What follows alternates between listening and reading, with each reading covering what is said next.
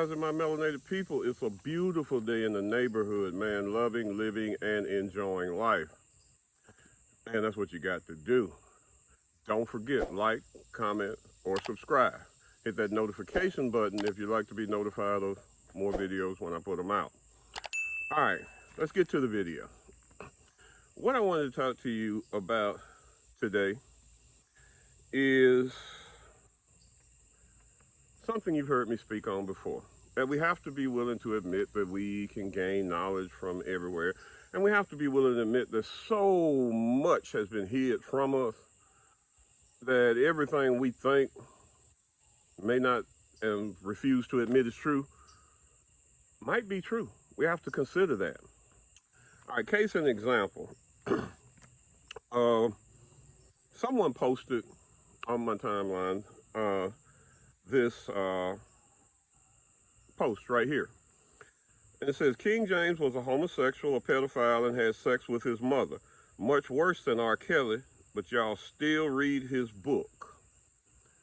Now, you know, I don't know whether the other stuff is true or not, but, you know, these are things that we've been told, that we've seen, because none of us were back then. But with all those things being considered, you know, even though we don't know what went on with R. Kelly, we don't know how he was set up, or if he was set up, or if he did the things he did, we don't know. Okay?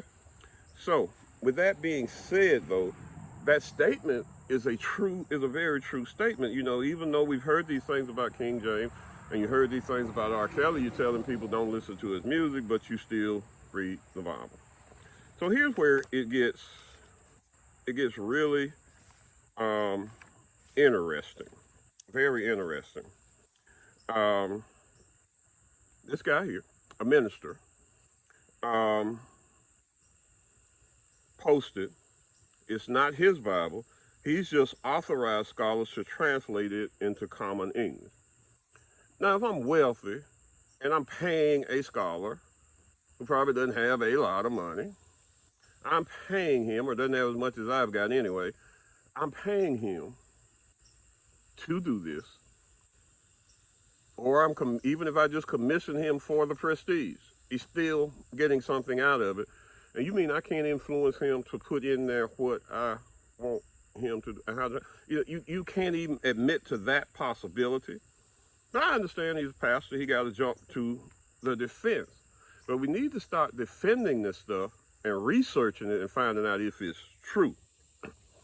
So someone else said, most people wouldn't read, respect, or speak of Hugh Hefner within the church and awe of him, nor know this knowledge of King James representing the Bible.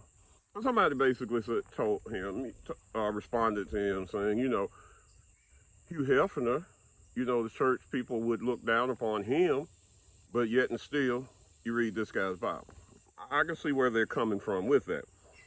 But he keeps going. He keeps going. I responded. I said, you are so right. And one of those scholars hid his name in a psalm. Wonder what else he hid. So then he comes back with just plain and simple, what? So I come again, always trying to spread a little knowledge, no hate, nothing but love. The author went to King James and asked that his name be in the Bible. James said no. At the time, William was believed to be 46 years of age, talking about William Shakespeare.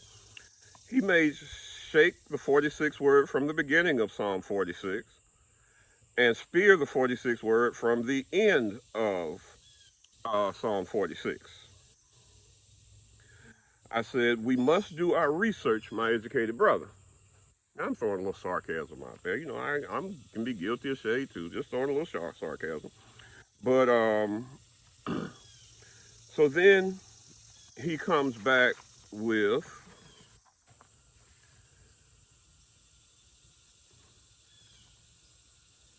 so what are you saying? Shakespeare translated the Bible? So, you know, at this point, I'm just like, okay, well, let's go ahead and just put it out. Some people not going to do their research, and they get on in there trying to make you look stupid. So you got to show them that you're doing your research, okay? I said, William Jones, he was one of those scholars that King James commissioned. Now stop asking me what I'm saying and take time to look it up. And then I go and I thought about it. I said, well, I'll just post the link. So I posted the link where he could go and find it on 1cbn.com. So the link, it's an article by I think he's a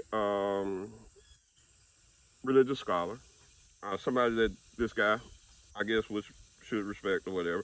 And the guy at the end of the article says, give all the reasons why people think that he did. And then at the end he says, yeah, I believe that he did also for these reasons. Okay. And never heard anything back from him. He didn't reply. The pastor didn't reply or say anything after that. So I guess my point is that we need to start doing our research and stop accepting what we have been told, because we have been told these things by the oppressor. Okay? We have been told these things by the oppressor in order to keep our minds occupied and keep our minds in bondage. So nowadays, it takes nothing to hit a button on your phone, on your computer, on your tablet. Some of you can even scroll and search on your TV while you're sitting there watching it. So all you got to do is look it up. And don't take one source. And I also told him, please do not use this as your only resource. Check it out. Because you don't want to take the first thing you see on the internet to be true. You want to look it up and find more sources. When I was researching this is not the only source I used. I used many sources and see, were they comparing and telling the same story? Was there some significant differences? Because there should always be some significant differences if there's an article written by one person, by this person. If you are researching something and you find that everything you're researching lines up 100% the same in every article, then you need to stop and take a pause.